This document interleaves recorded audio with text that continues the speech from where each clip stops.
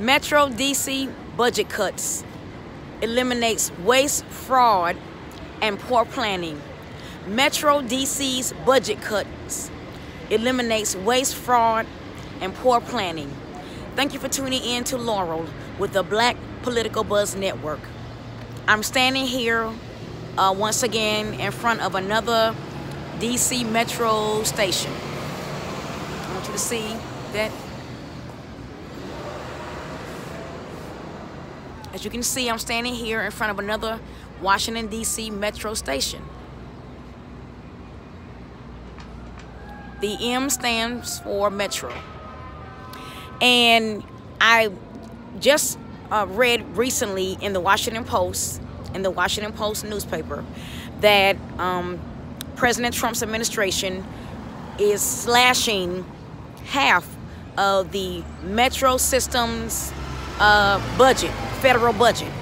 So the Metro system is Washington, D.C.'s and the state of Maryland's and the Commonwealth of Virginia's public transit system. So the public transit system, you know, for people who use the city buses and the subway in Washington, D.C., Maryland, and Virginia, the system is called the Metro. WMATA, which is WMATA, that is the operations, umbrella.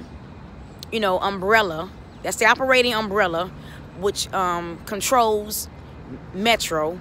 And Metro is the actual system of public transportation for the Washington, D.C., Virginia, and Maryland region.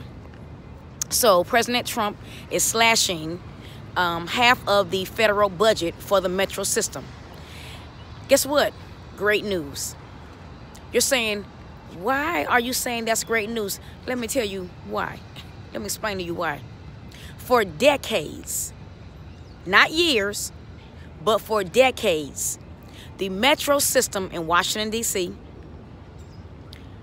the Commonwealth of Virginia, and the state of Maryland has received billions and billions of federal funding to operate and to transport passengers, residents of the region, from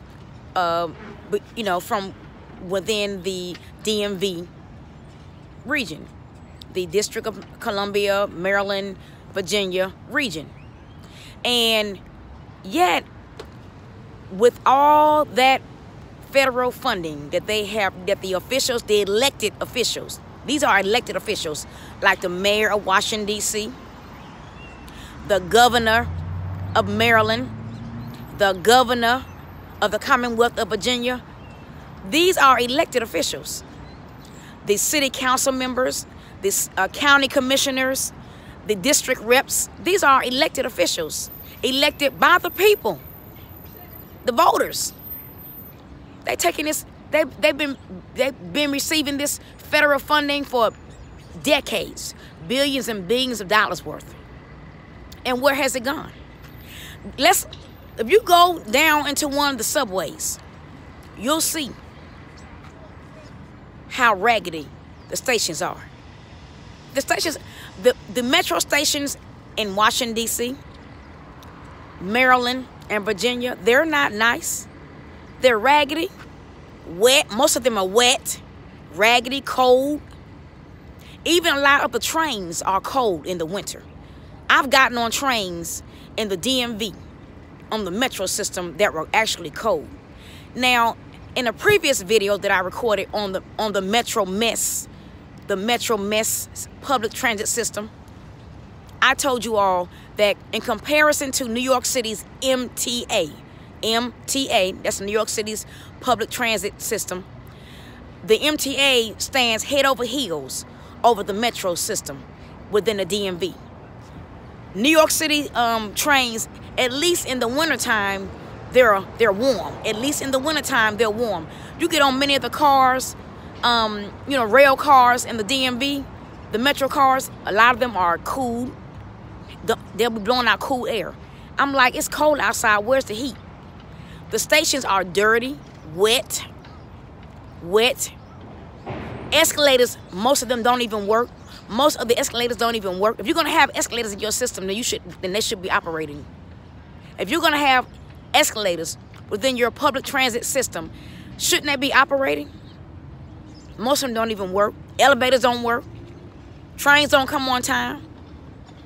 Sexual harassment all up in the Metro System Agency and the WMATA Agency and the Metro Access Agency. And then Metro Access, which is an arm of WMATA and Metro, which transports disabled and senior citizens residents who are low income. It's poorly managed. You have all these private contractors who are managing Metro Access, poorly managed. In my opinion, WMATA should be managing Metro Access. They should have WMATA drivers with CDLs. I believe that if you're going to transport senior citizens and disabled passengers, you should have a CDL. That's just my opinion. Pay those drivers some decent salaries and make sure they have CDLs to transport even senior citizens and disabled passengers. So I'm glad to see that President Trump's administration is slashing some of the Metro budget, because all they're doing is taking the money and putting it elsewhere. That money, that federal money for Metro, is not being reinvested in the Metro system. I repeat, I'll say it again. I will say it again. The federal funding, the billions and billions of dollars that Metro officials or Metro elected leaders for Washington, D.C., Maryland, Commonwealth of Virginia, the elected officials, the WMATA and Metro Access officials and leaders, that money is not being reinvested into the Metro public transit system. Because if it were, you would have trains coming on time, operators who were better trained, engineers who were better trained.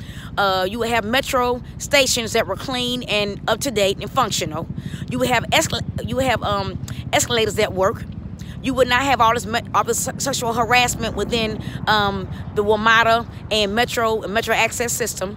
You would have all drivers, even all operators, even Metro Access operators with CDLs.